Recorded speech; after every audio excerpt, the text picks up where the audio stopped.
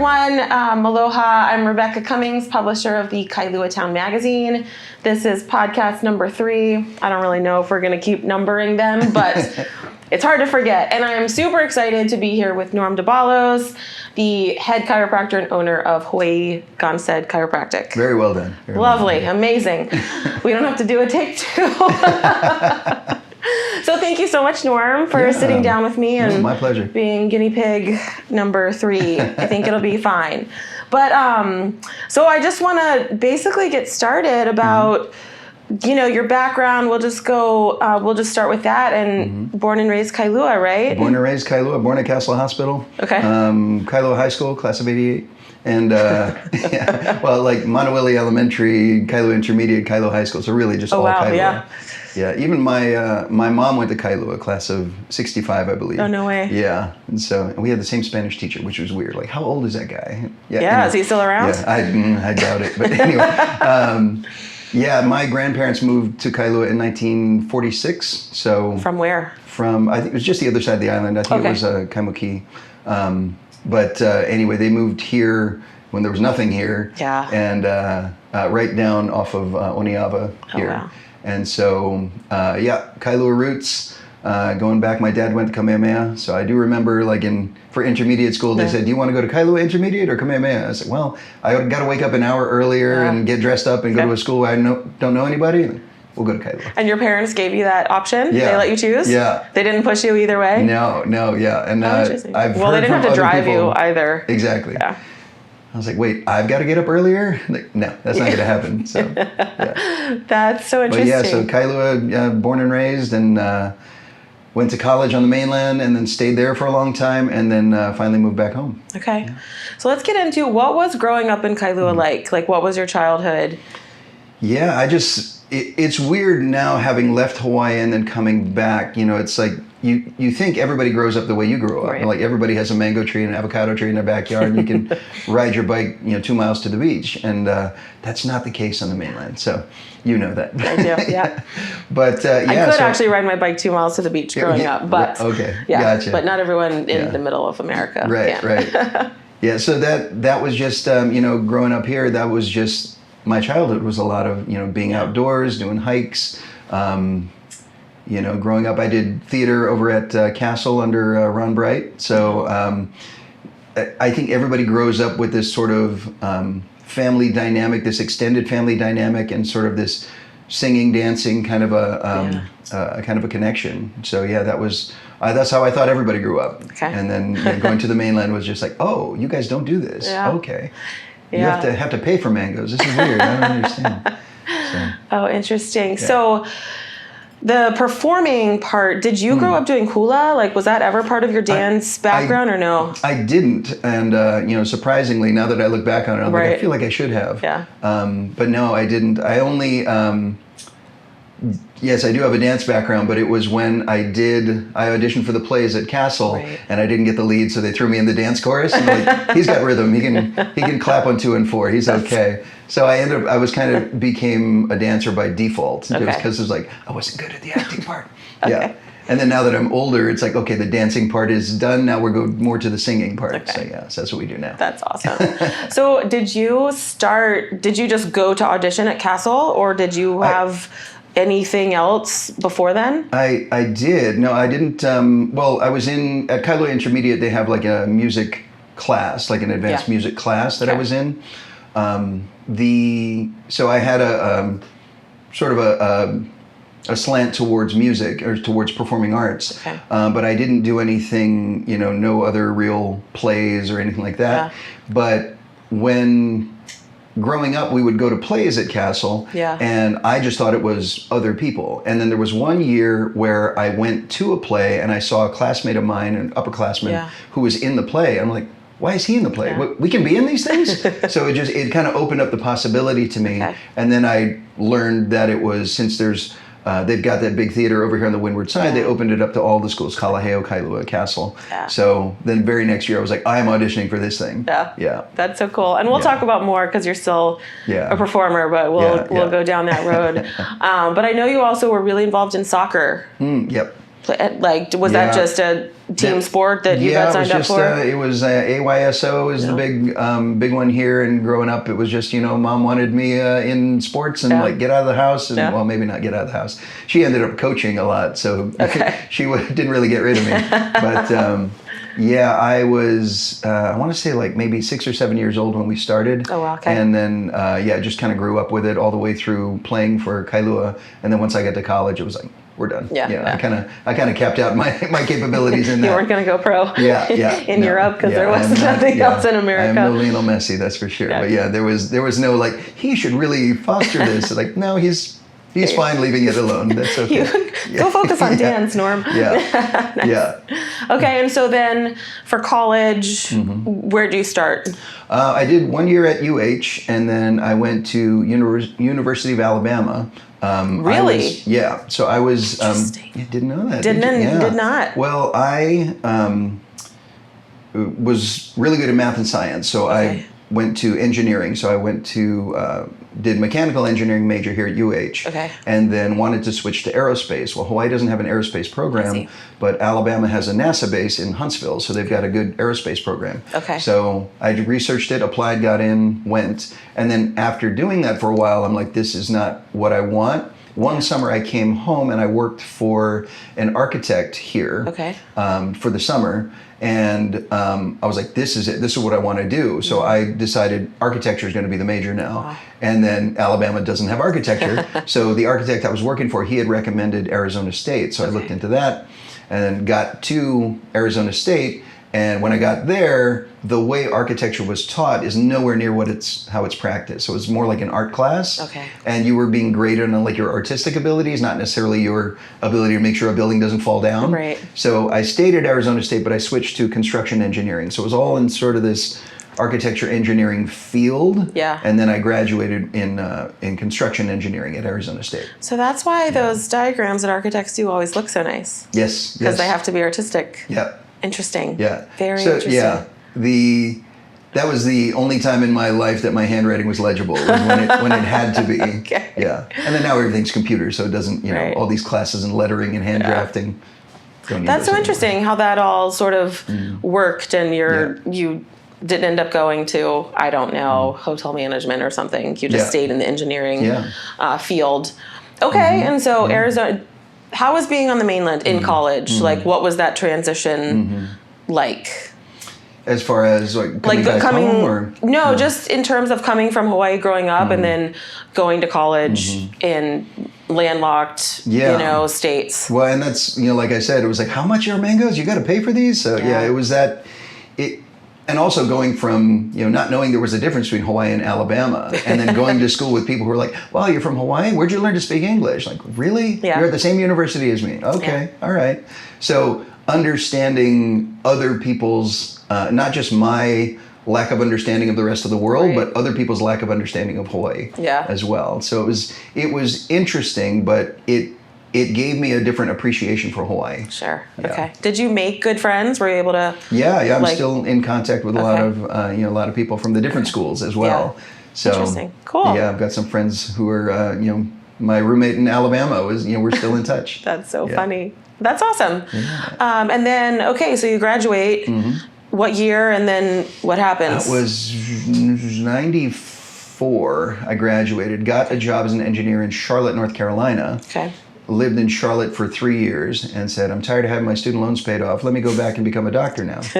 Well, the side story was, having come from a performing arts background, when I went to the mainland, I still continued with dance. So, which was interesting at Alabama, because your faculty advisor needs to sign off on, like, I'm going to do these classes next semester and these classes, so they can make sure you got to do this one before that one. And so it would be things like Calculus 3, thermodynamics, and they're like, does that say ballet? I'm like, yeah, it says ballet. Why? And they're like, why are you taking ballet? I'm like, why wouldn't I? It's offered, So it didn't faze me that you wouldn't do something in the performing arts. So I always, with engineering, I always took a class that had nothing to do with engineering, just to balance my brain out. So like at UH, I took Tai Chi, and then, at Alabama, I took, theater and dance. And so all these other classes just to give me the other side. But while I was in college, that's when I hurt my back. And then that's when I started to see a chiropractor. It was just before I graduated at Arizona State, so it wasn't like, I'm going to change majors. Right. Not that I hadn't done that before, but it was, it had a profound impact on me. So when I was working as an engineer, there was nothing wrong with it, and I enjoyed it. And I know I've told you the story before, but I didn't feel like it was my passion or my calling. It was just, I was good at it, so it was like, it was fine. Right. You know, I'm good at math and science, so let me just do the math and science thing. Yeah. But it just wasn't something that I would do for free. The analogy I always give is that when I was in engineering, if I won the lottery, I'd say, cool, I don't have to work anymore. Right. But as a chiropractor, if I won the lottery, I'd say, cool, I don't have to charge anyone. Okay. This is something I would still do for free if I could. That's awesome that you found it. Yeah, so being able to switch to that when I was young enough, so it was like, okay, let's, you know, the pain was a lot less making that switch. Sure. You know, I was still going back for another 4 years of school, but yeah. So, but going from Charlotte then to Atlanta for chiropractic school. Okay, but your injury was pretty significant, right? It was pretty serious. Yeah, and it was during a dance performance actually, and wow. I collapsed right on stage. And the piece we were doing, it was this modern dance piece, and it was.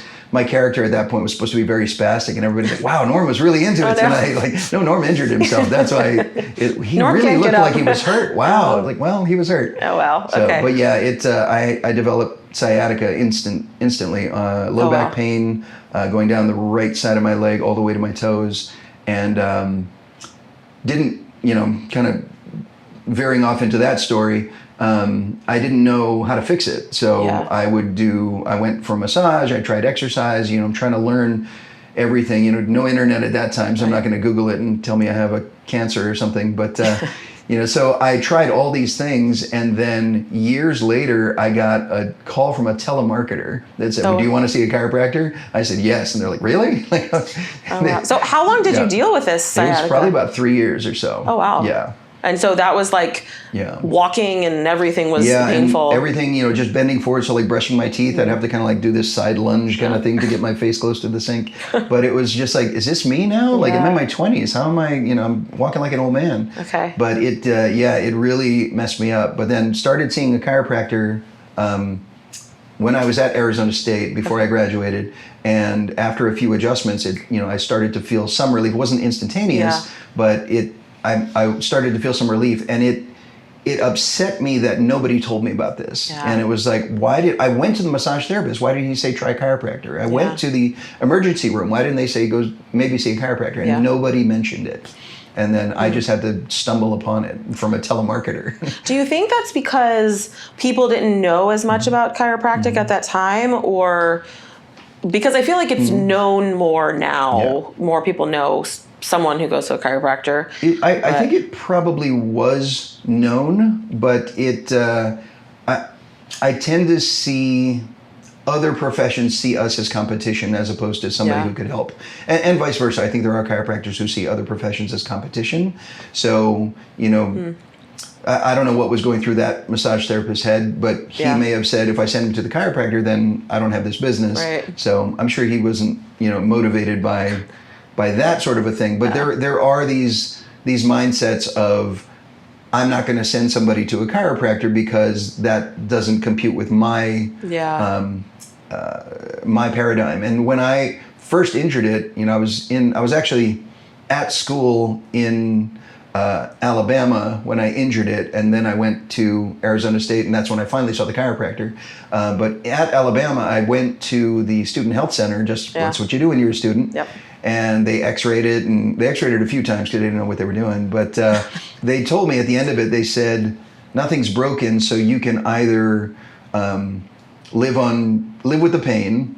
They'll probably give you some prescription meds, you can live on the drugs, or we can refer you to the hospital and they'll do a surgery, but there's a chance you might lose the use of your legs. Oh, these are my only three options. Okay, I guess we're gonna live with the pain. Yeah. And then, but they didn't say or chiropractic. They didn't even say massage or exercise or anything like that. So those are things I tried on my own. Right. But so finally seeing that chiropractor, I was like, oh, okay. Yeah. We could go down a whole rabbit hole of Western medicine, but we're not going to. We're just gonna say that chiropractic is available along with massage therapy. Yeah, and I will say, it's a good compliment, and there are cases that are chiropractic, and there are cases that are not chiropractic. You know, if I had fractured something, chiropractor is the last place I want to go. I want to go to I want to have the surgery in that case. So I'm glad they ruled it out, but nobody offered it as a solution. So. Did you discover that it was sciatica when? Like at Arizona, or just after you right when I learned so injured much? it, I just, you know, the pain going down the leg. Now I know sciatica is just inflammation of the sciatic nerve. So sciatica isn't the well, it's the description of the symptoms, but if I say I have sciatica, there's a lot of different things that could be causing it. And in my particular case, it was a misalignment causing it. So if it was a tight muscle, the massage therapist would have fixed it. And in some cases, that is the fix. And like I said, if there was a fracture or something, then the surgery is the fix. But in my case, it was a misalignment. Interesting. So, so you worked as an engineer after. Did you continue to see a chiropractor like when you went to Charlotte? Or were you sort of fixed with the chiropractor in Arizona? I did see one in Charlotte just periodically. But it wasn't. Essentially, it got the symptoms were gone in Arizona. That's awesome. And then when I went to Charlotte, I just went periodically for maintenance. But then it was in my head of like, this is a thing I could really get behind. You know, like I could really do this for for my livelihood. So what was the impetus to say, I don't want to be an engineer, I'm going to go, my student loans are paid off, but I want to get more. Like, what was that? Like, let me go to school for another 4 years. I was good at it. Let me do it again. It always sounds corny when I tell people, but it's like, I just sat down with a legal pad and I just wrote down a list of things like, these are my passions. This is what I'm interested in. This is what what would I do if I had, all the time and money in the world. And I just kind of journaled it, and all the arrows seemed to point to chiropractic. And it was, it was another wake up, an aha moment of like, why didn't I do this earlier? But, I didn't know it was available until I was about to graduate in engineering. So it, it really aligned with a lot of my, my passions. So, and just to be clear, like you were a successful engineer, like your career was going well. So it wasn't, it was just, this isn't. It was good. I was good at it. It was good money, but it just wasn't, Also seeing the higher ups in my company in engineering, they were just like, chain smoking and, just kind of, it wasn't a lifestyle I wanted to embody. Not to say all engineers do that. That's not what I'm saying. But, it's, and all professions have that sort of a possibility, but it was like, what am I moving towards? And like, what do I, now that I'm out of school, the next milestone in my head is like retirement or, that kind of your next step in your adulthood. And like, okay, what do I want to do? What would I be proud of doing? That's cool. And so then when you got into chiropractic school and went, you were how old? Late 20s? Is that right? 28, somewhere around there. And so but that's, you need the bachelor's degree to even go to chiropractic school. So a lot of people were sort of in that age group. And a lot of people had similar things, tried, done other professions and then kind of come into chiropractic. There are it's more now, but in the past, I don't think a lot of people were like right from high school, they knew they wanted to be a chiropractor unless their parents were chiropractors. So a lot of people were there like, I used to be a graphic designer. I was a marine biologist. And it was just this weird kind of island of misfit toys. Interesting. That sounds interesting, though. It sounds like a cool group of people. It's weird to see how those Venn diagrams overlap. Like, what do we all have in common? Chiropractic, really? That's okay. Nice. Okay, and so you graduated at young 30s, 31, 32. 31, somewhere in there. 2001. And then, so what happened? Then I went to, my plan was, I left Charlotte and went to Atlanta for school. My plan was to go back to Charlotte and practice.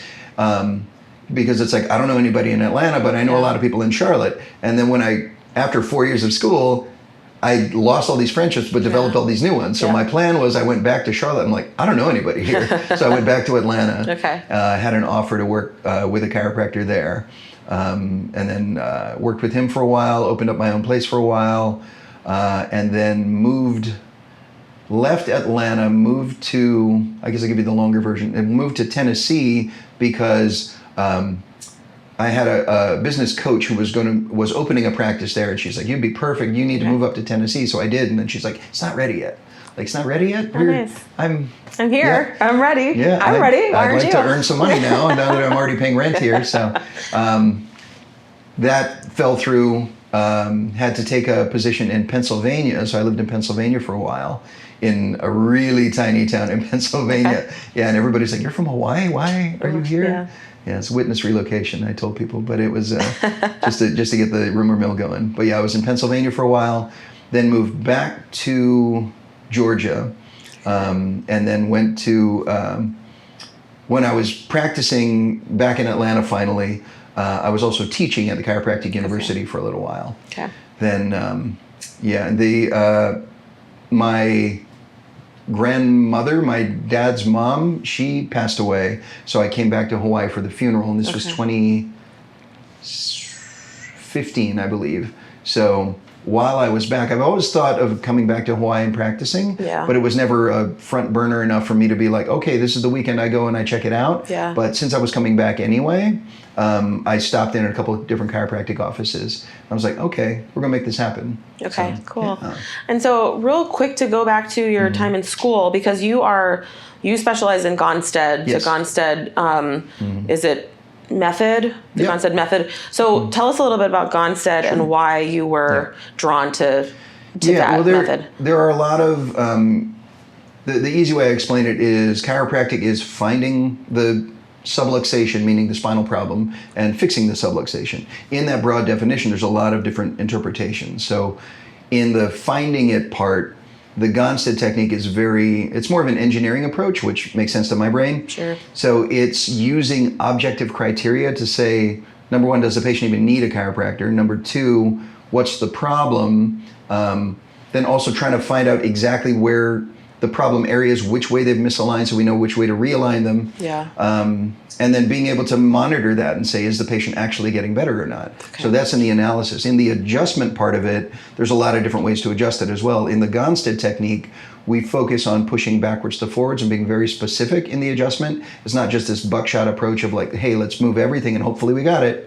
So that approach really appealed to me because of the specificity and how scientific it was. Okay. And we were talking about this earlier, how when I was in school, I would go to other, there are technique clubs. So it's like you can learn this particular technique, and there's essentially students teaching other students. Okay. And I would go to all of these clubs because I wanted to learn as much as possible. But I would ask about these fringe cases about, if there's a chiropractic technique where they lay the patient face down and they check the length of the legs, and then they're going to push on the spine until the legs balance. I raised my hand and said, what if you have an amputee? And they laughed at me. I was like, I'm serious. Yeah. And I've had several amputees as patients. Okay. So it's like, how do you help them? Right. Like, there's got to be a way.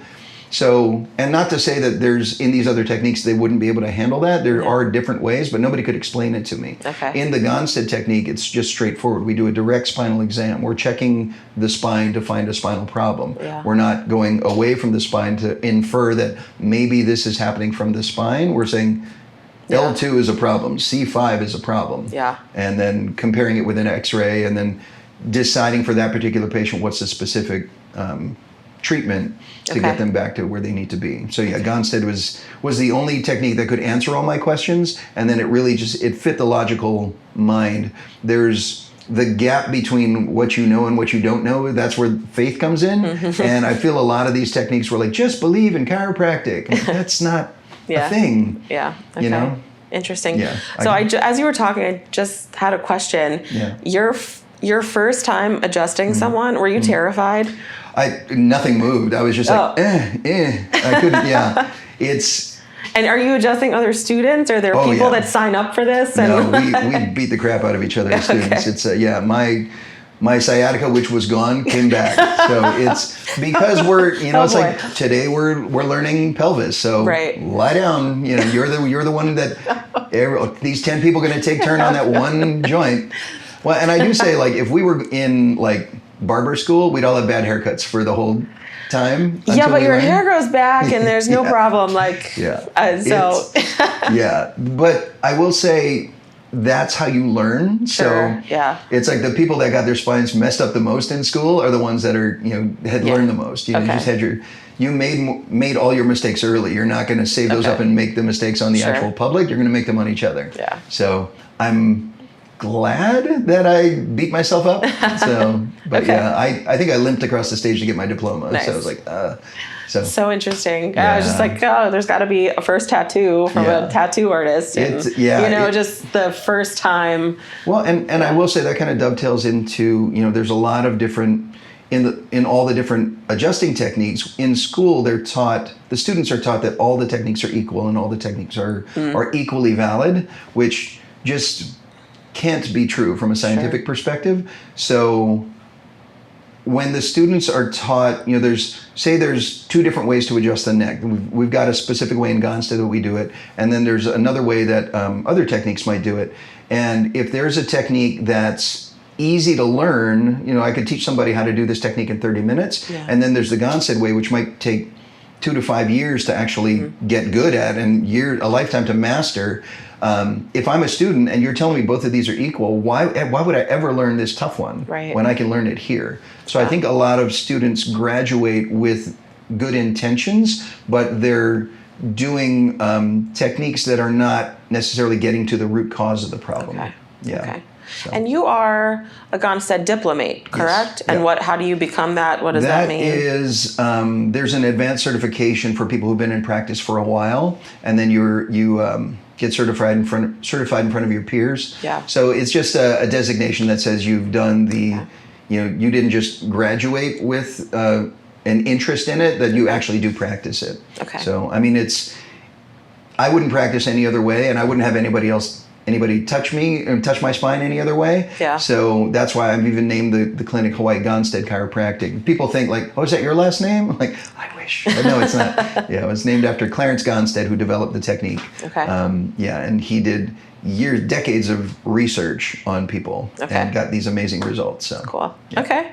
All right. So just fast forwarding a little bit to back where we were. And so 2015, you came back for your grandmother's funeral and talked to some chiropractors. And so then what happened? How much longer did it take you to move back? Yeah. Well, I popped in and I saw 2 chiropractors, and one guy was like, oh, you do Gonstead? I saw 2 Gonstead guys. Okay. And we have a referral directory that is kind of nationwide or worldwide. And so I just looked them up online and just walked in, and one guy was like, you do Gonstead? Can you adjust me? Yes, I can. I'm not licensed in Hawaii, but not yet. I am now, but and then, we chatted for a long time. Then I went and saw the other guy, and he said, well, I'm hiring, right? I was like, I didn't know that. I would have worn something nicer if I known this was an interview. But knowing that there were opportunities in Hawaii, that got me to start looking. On the mainland, I've owned practices before. I'd have other chiropractors underneath me, and it can be a hassle. So when I moved back, I'm like, I don't want to own my own place. I just want to work for other people. And so I ended up working for a couple of different offices, but I found out I'm just too much of a grumpy old man. Yeah. When trying to work for somebody who's got less experience is difficult. Yeah. It's like, I always say it's like having a 19-year-old life coach. It's like, you're not, I know more than you. To be. Yeah. So I reluctantly started my own place, and it's reluctantly grown very big. Yes. So you started Hawaii Gonstead Chiropractic what year? Only about 3 years ago. Oh, wow. Okay. Yeah. So I was working for other chiropractors and finally was like, I got to start my own place. So that's 2021, 22? 22. Oh, wow. Okay. I think it was 2/22/22. I didn't mean for it to be that way. It just ended up that way. It seems like it was some sort of meant to be. Destiny. Okay. And I was oh goodness. Yeah.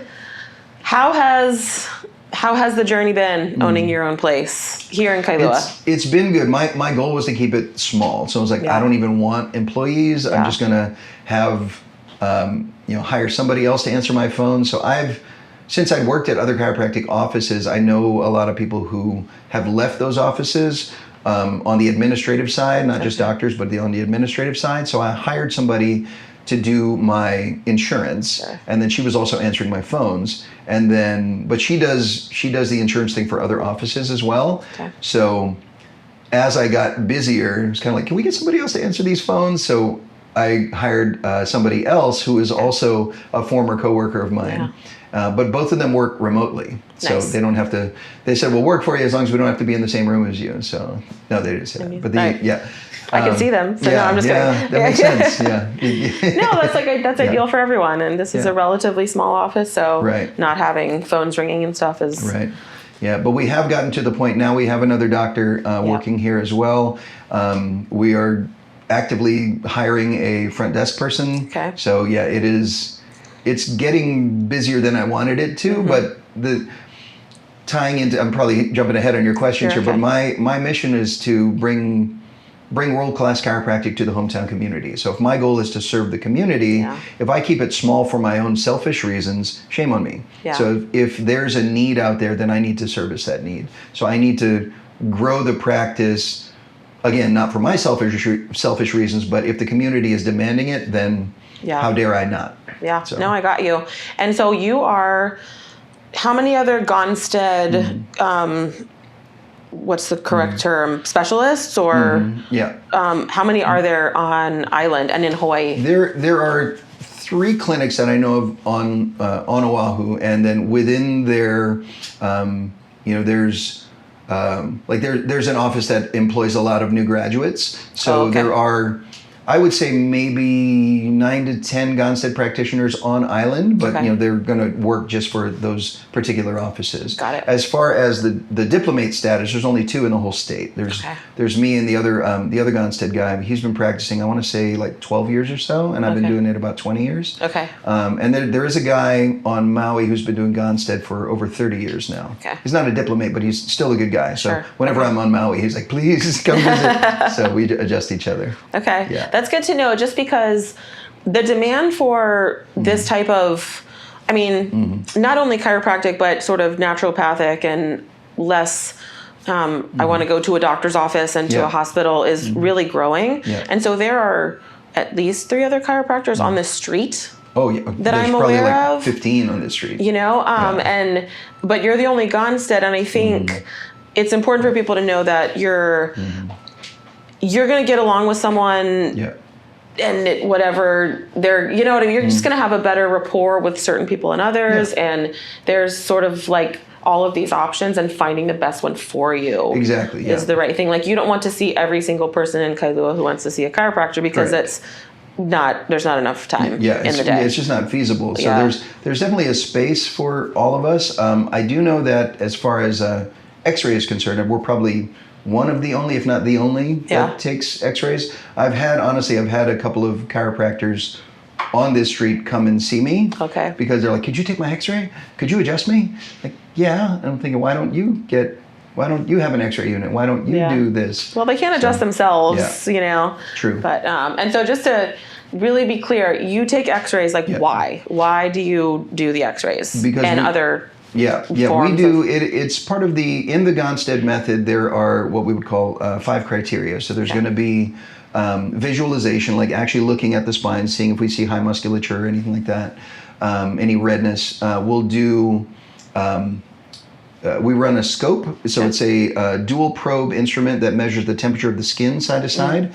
When the nerves leave the spine side to side, the nerve output should be equal. So the skin temperature should be equal. So that's why we're checking with that. If there's an imbalance, or we call it a subluxation, then the nerve output is going to be asymmetrical. So we'll be able to pinpoint where a problem is, not just necessarily where it hurts. So, it could be a referred thing. It could be, again, if this is just a tight muscle, then I'm not going to get a reading on the scope, because it's not going to be pressure on the nerve. It's going to be the muscle problem. So we'll be able to rule out stuff that's not chiropractic. We do static palpation, meaning while the patient is not moving, we're going to touch on the spine, feel for inflammation, tight muscles. We'll do motion palpation, meaning we're feeling for which joints are stuck, how do they move compared to the ones around it. And then finally, X-ray. We don't take X-rays on teeny tiny babies and on pregnant moms, but for the most part, we want to see exactly what's going on in the spine. So there have been cases where I've taken an X-ray and I'll see a fracture. In that case, like, this is not a chiropractic thing. Or the misalignment, without getting overly technical, sometimes a misalignment is such that you don't want to push on that bone, you want to push on a different one. So we need to be able to see that on the X-ray. And that happens all the time, where somebody will say, I go to a chiropractor and I feel worse when I'm not getting better. Yeah. And we'll take an x-ray and be like, that's why, we need to be pushing on this, not that. Okay. Or we need to limit the rotation here, or we actually need to push this bone slightly a different angle. Yeah. So taking x-ray is just, it rules out a lot of things where you don't have to have that guesswork anymore. Okay. So. No, that makes a lot of sense. And I think we were talking before we started filming, but the spine can affect all kinds of things. Yeah. Right? Like it's not just your spine that's going to hurt, right? Can you just like speak a little to? Well, the nervous system controls everything. So if the brain is trying to send messages down the spinal cord and then out between the spinal bones to everything in the body. And then messages are coming back and going back to the brain, and there's a continuous feedback loop where it's just talking to itself. When there's a problem, the analogy I use is that the spine is like a big circuit breaker panel. Okay. So if the circuit to the kitchen is messed up, then any of the kitchen appliances are at risk. Okay. So to extend that analogy, like if you went home today and your toaster's not working, the medical solution would be buy a new toaster. Right. And our solution is like, hang on, let's check the power. Maybe you might need a new toaster, but let's not start with that. Right. So we can check that. So in that, to come back to your question, a misalignment could potentially cause any symptom in the body, but that doesn't mean every symptom is fixed with a chiropractic adjustment. I think a lot of chiropractors get that mistaken, and they think since a misalignment can cause every symptom, that every symptom is fixed with an adjustment. But I'd say the vast majority of people are coming in with the ache or the pain, the low back pain, mid back pain, neck pain, headaches. But what usually happens is as we start to fix that, we notice that the body just starts working better. So they'll start to tell me like, hey, I'm sleeping better, or hey, my digestion's better, or all these other health problems will improve, and they may not have even told me about any of that. So I'm not adjusting based on the symptom, whether it's the pain or the visceral malfunction. I'm adjusting based on what I find. Okay. So, which is, I have done chiropractic mission trips to El Salvador and Guatemala, and my Spanish is terrible. Okay. So the patient might be telling me all these other things, and it's like, I really don't know what you're telling me, but it doesn't matter because I'm going to adjust what I find. Yeah. They could be saying, I have blurred vision, but I just found a problem in the lower neck. Okay. So I'm going to adjust it. That doesn't mean I fix their blurred vision. That just means I need to focus on what is the subluxation, and then can I fix it? Okay. And a lot of times, like I said, the visceral problems will clear up once we restore that communication, but that's not why I'm adjusting. Okay. Whereas some other chiropractors may be like, oh, acid reflux, that's T4. And like, well, maybe not. Right. Maybe they're eating at McDonald's 3 times a day. That's not what you want to do. So. That's going to affect your body in some interesting ways. Yeah. What are some of the... Clearly, chiropractic, like you said, isn't the answer for everything. Right. But what are some of the biggest or most rewarding improvements you've seen? Honestly, figure out how to answer this. In the Gonstead technique, since we are adjusting the neck differently than most other chiropractors, the neck is supposed to have an extension curve where you're kind of looking up a little bit. A lot of chiropractors will adjust the patient face up, but that involves picking the head up off the table and putting it into flexion. In our technique, when we adjust, we have the patient seated and the doctor stands behind, and we take the patient over and back. So we're really retraining it back into extension. Yeah. So I have noticed a lot of success in Gonstead with those kind of cervical issues. So headaches, migraines, blurred vision, TMJ, thyroid issues, sinus issues, all these things that are, the nerves in that area. Yeah. But I will say, it's not as popular a term now, but fibromyalgia is a big one because from a medical perspective, there's no test to say, oh, you have it. They just rule out everything else. And then the solution is drug them up so they don't care about it. And that's not, it's like turning somebody into a zombie isn't a fix. It's not a real solution. So when I do get a fibromyalgia case, there are special ways that we handle that. But you even get somebody like a 2% improvement, they want to name their kids after you. Okay. I actually have in my my little planner, you've seen it on the back there. I have a post-it note where I'm going to get. My little girl wrote to me. She said, "Thank you for taking care of my mom." Oh wow! Because she couldn't hug her mom. Oh, wow. Until we adjusted her, and then the nerves calmed down, and then she was able to hug her mom. She was 7. Oh, I'd my never gosh. hugged her mom. Wow. So, anyway. That's really why, important. Yeah. So that's to answer your question. Those are the ones that really moved me. Okay. No, I totally understand that. I'm going to need a tissue too. I've never seen you tear up, Norm. Yeah. Man, Norm and I know each other kind of a little bit. We're in a lot of organizations together, and we see each other on a maybe mostly weekly basis. Yeah. Anyway. Yeah. That's really cool. Yeah.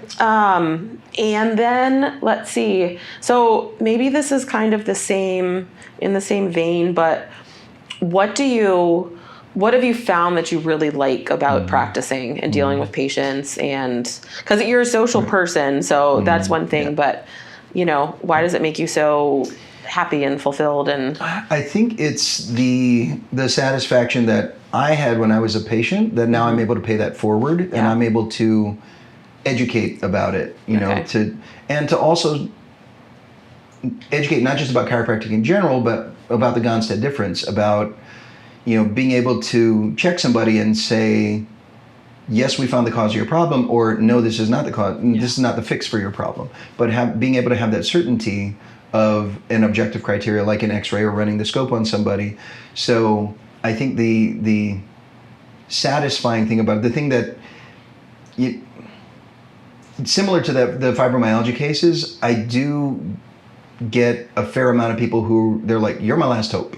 Yeah. And which is kind of sad that we leave chiropractic to the end. Yeah. But also, having said that, if they come to me first, then chiropractic might be the answer, but it might be a bunch of other things we don't know. If they come to me last, odds are this is the answer, because they've already tried everything else. If they tried something else that worked, they would never end up here. Sure. So I do like the cases where they've tried everything else, because then I feel like we can give them hope. Okay. And same thing with, I've tried other chiropractors, or I've done X, Y, and Z, but I've heard about this Gonstead thing. Being able to get them some results that they might not have seen somewhere else is very satisfying to me. So it's my way to serve my hometown. That's cool. Yeah. So talking about your hometown, do people, have you noticed that people here in Hawaii have different issues than people on the mainland? Yes. When I practiced in Pennsylvania, they were like, hey, I was shoveling snow. You don't see that here. But yeah, there are different things that we will see here. There are a lot of like hiking injuries, surfing injuries, these things that are pretty unique to us. But I will say, from a practice standpoint, like from the way patients find us, I think Hawaii is more accepting of a natural solution. So, if you're in a state or in a city where it's very medically driven, they're like, I can either see you or I could take Advil. Advil's cheaper and quicker. It's like, well, they're not the same thing, but they don't, the mindset might be different in certain communities. I think in Hawaii, the mindset is, what's a natural way to fix this? Okay. So I have noticed that being a difference is one of the key differences. Okay, interesting. And you have adjusted some pretty famous people in your practice. I'm not at liberty to just, no, I'm pretty good. It's in the magazine, no? Yeah. You've been the backstage chiropractor for a few people, which you can name if you want to. But how did that happen? Yeah, when I was practicing in Atlanta, I was only maybe like 2-3 years into practice after school, and I got a call from a lady in New York, and she said, do you do Gonstead? I said, yes. I said, do you take x-rays? Yes. Do you use the scope? Yes. Do you use the Gonstead equipment? Yes. And finally I was like, who is this? Like, I don't understand, you're just doing a survey or what? And she said, I book backstage chiropractors and massage therapists when they're touring, and we've got a band coming through Atlanta and they want Gonstead. They've requested Gonstead. So she said, are you available on such and such a date? I said, yes. Oh, who's the band? She goes, oh, you might have heard of them. Aerosmith? I'm like, oh, yeah, one hit wonder, I've heard of them. Yeah. But then ever since then, I was just kind of her go-to. Okay. So, do you think because your last name starts with a D, or at the top of the alphabet, or like, well, it turned out I knew a massage therapist that I'd worked with in Atlanta who was doing these backstage things. So the lady in New York asked her, do you know any Gonstead practitioners? She goes, yes, I do. I know Norm. Okay. So then she called me, and then just kind of lined that up. But yeah, so it's been Eagles, Kiss, John Mayer, Carrie Underwood, Blue Man Group. Just a handful of other ones. Okay. I've got a handful of backstage passes on my hallway here, but I've lost a few over the years because I did the Eagles twice. I only have one there, and Cheap Trick, I can't find that one either. No. But anyway, that's cool. That's really neat. Are you glad? I mean, you've been here for a while now. Yeah. Well, if it was close to 10 years since you moved back, are you happy you moved back, and like how is being back home? Yeah, a lot has changed, which we talked about, but a lot is still the same. There's nothing like it. Yeah. You know, just having grown up here, it's just I can't see myself being anywhere else. Okay. You know, it's different, and I'm going to get a little philosophical here, but it's when you move somewhere else, what you think is your identity might not be that. You know, you get something stripped away, and it's like, well, I'm still here. So who am I? You get something else stripped away, and then so you end up kind of finding out who you are at the core. Yeah. Then when you move back, it's like, oh, I'm doing this because I'm choosing it now. Yeah. So there are, I guess what I've noticed are a lot of things that I took for granted that now I'm back home. I'm like, oh, I get it. Not just, you know, weather and beach and hiking and stuff like that, but just community and how people interact, and really just that extended family, like having aunties and uncles who are not your actual blood aunties and uncles. Yeah. Like I have got one of those aunties who comes in as a patient now. So it's a lot of these family connections that I know they exist in other places, but they're different here. Yeah. Well, and you go to a Christmas party and you see someone you went to high school with, and you're like, "Let me introduce you to my husband," and it's someone you've been working with for like in a different networking group. So exactly. I actually keep my my high school yearbook here because when I talk to new patients, they're like, "Oh yeah, I went to Kailua in class of '89." I'm like, there we are. Yeah. Or it's like, oh, my dad was in your year or something like that. That's so like, cool. Is that your dad? Like, oh, how often do you pull out that yearbook? More than I should. Okay. It's I did it kind of like this might happen once in a while. Probably about once a week. I'm seeing a patient who's like grew up here or knew somebody who was in my class or something, or close to my class. Sure. That's fun. That is a special thing about it. The roots go deep, man. Yeah. So, okay. And then you are still performing. Yes, yeah. I'm not dancing anymore. That's I would definitely hurt my back. I would need a chiropractor for sure if I started dancing now. But I'm over to singing now. So that's I've done some other theater. Doing theater now is just difficult because of the schedule. Sure. So trying to rehearse all the time and perform, I would have to close the practice early for several days. Yeah. So it's just difficult to actually do theater. I did maybe about 4 years ago now. I did a chorus line at Diamond Head Theater. Okay. But so what I do now is I sing. I'm with 3 different bands. Okay. So that's you'll find Norm across. That's the day job. That's the night job. And the island actually, which is a gig tonight actually. Okay, which is fun. And so do you do that now? Because you said in college you did that to sort of use a different part of your brain and not do calculus all day long, which makes perfect sense to me. I took one calculus class, awesome. And that was it. But do you think that serves its purpose still, or is it just because you really enjoy? I enjoy it. I think it's talking about like stripping things away and then now choosing to add them back in. That is something that brings me joy. So I just enjoy doing it. Yeah. And I enjoy the people that I perform with. We've started a band called Emotional Support Animals with some friends of mine, and just getting together and hanging out. It's like at the end of the night they give us a check, like, oh, that's right, we get paid. Oh, I forgot about that. That's fun. But we just getting together. If I wasn't being paid to sing somewhere, I'd probably be at karaoke paying to sing. So singing's going to happen, but depending which way the money goes. But that's fun. Yeah. And just like as we're wrapping up, looking ahead, what are your plans? I know that you have plans you didn't expect to have. Yeah. Well, we have, like I said, we have another doctor here. I would like to bring on a third doctor. We talked about this being when you're a business owner, you've got a lot of different hats to wear. So wearing the business owner hat and wearing the chiropractor hat, I wear the chiropractor hat a lot. Yeah. So I need to stop wearing this one so much and start wearing this one more. Okay. Just so I can serve more of the community, because Sure. I'm capped. If I only see the patients that I can see, we're limited, and we would not be able to see everybody. So I want to bring on more doctors that, again, staying loyal to the Gonstead system, Sure. And then using that to see more people. I also would like to get. I've done some research. The engineer in me does more research into certain therapies, and there are therapies that are kind of like, oh, this is the latest fad, then it kind of goes away. But there are some therapies that have withstood the test of time, and I've gone to different offices on the mainland just to shadow to see how they're really being done. And so I would like to add those in eventually, maybe by the end of the year, maybe beginning of next year, but that's going to involve more office space as well. So we can't really expand here, but it'll be another Kailua location where we can be a supplement there. Okay, yeah. cool. So that's the plan. All right, that's exciting. I think it's really cool. Yeah. And you are also, I mean, you do a lot of things, but you are involved in kind of, what is it, a course for new chiropractors? Or what is it that you do on the mainland? Yeah, I work for a company. We do business training for chiropractors.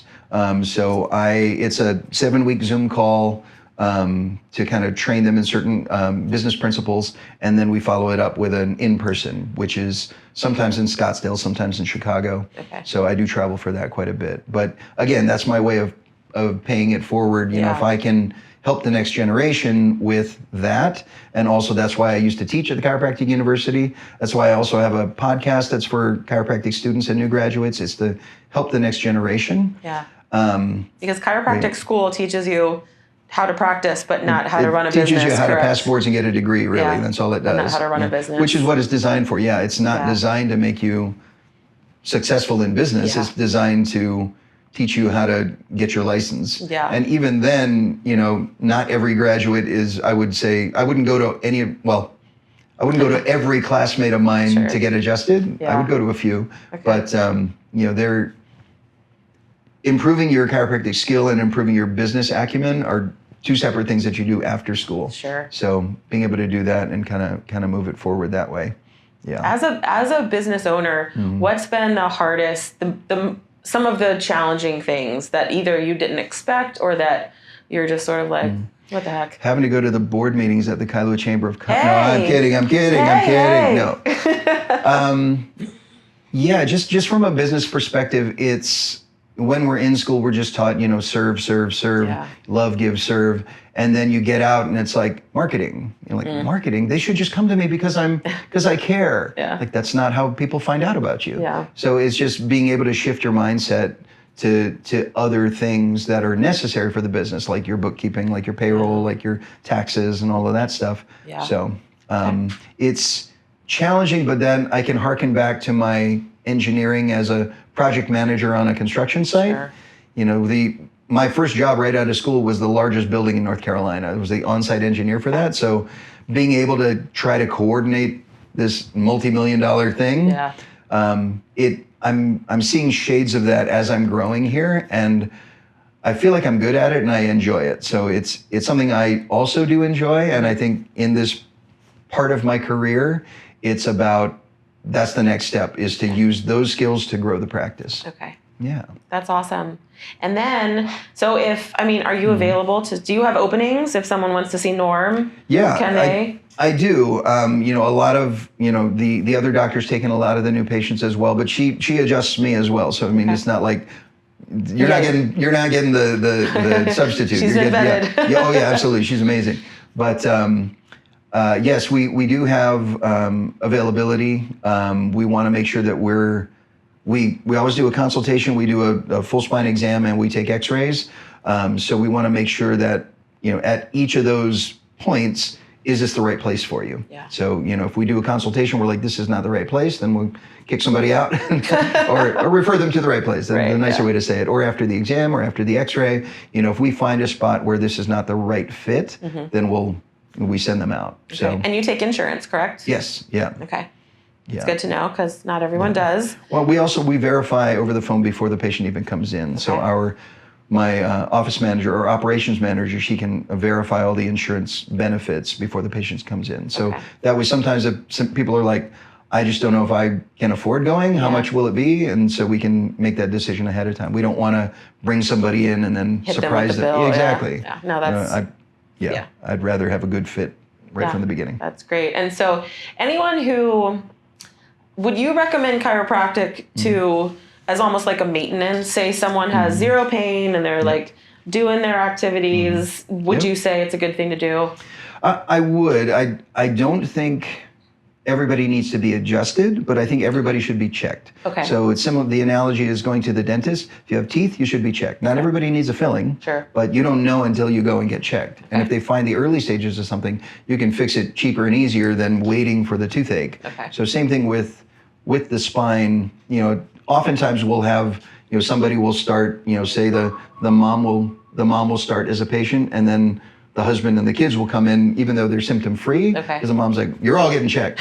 So, but we do that. And in that case, we don't have to see a patient very often. Like a maintenance visit is maybe once every month or once every 2 months or something, depending on the patient, depending on what they need. Okay. But if we wait until there's a problem, then we're seeing a patient a lot more often in the beginning, first gear, second gear, third gear, before we can get up to fifth gear. Okay, cool. These young kids don't know what gears are anymore. They know, but the young kids are looking at their phones, which is affecting their... It's good for business, so keep doing it. No, So if someone wants to find you, website, phone number, like what's the best way to... HawaiiGonsteadChiro.com. Okay. Which I've checked. That's the right one. We just made sure it was correct, everyone. And phone number's on there. Yeah, and that's phone number. The best Phone number will be there. That's an easy thing for people to find. Gonstead is spelled Gonstead, like instead. Yep. So HawaiiGonsteadChiro.com. Perfect. Yeah. Cool. Anything else you want to let people know? If they want to see you performing? Nah. Okay. They don't need to see that. It is weird though. Like if I'm singing somewhere and patients don't know, and like a patient walk in and they're like, "That guy looks familiar." Like so, it's the people who know me here are like, "Wait, you do what?" And the people who know me there are like, "Wait, you do what?" Yeah. They don't. There's the Venn diagram has no overlap. Yeah. Funny, random, but someone from some reality television, one of the Bravo television shows, saw you in Waikiki and posted. And someone said it to me because they follow this person. I don't know. I was like, I haven't watched the show in forever. But then I sent it to Norm and I'm like, well, you're famous.